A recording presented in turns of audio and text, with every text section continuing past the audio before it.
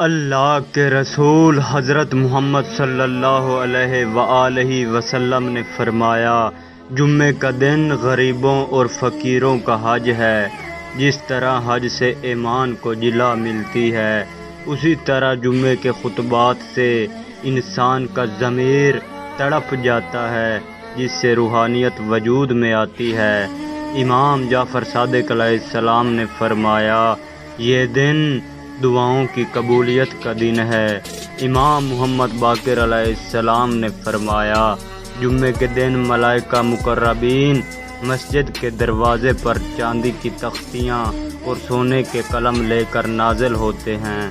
جو دروازے پر نور کی کرسیاں بچھا کر بیٹھ جاتے ہیں، جو لوگ ترتیب سے مسجد میں داخل ہوتے ہیں تو ان کا نام لکھتے جاتے ہیں، تو اسی ترتیب سے ان کو ثواب ملتا ہے، تو اس انسان کے پچھلے سارے گناہ معاف ہو جاتے ہیں۔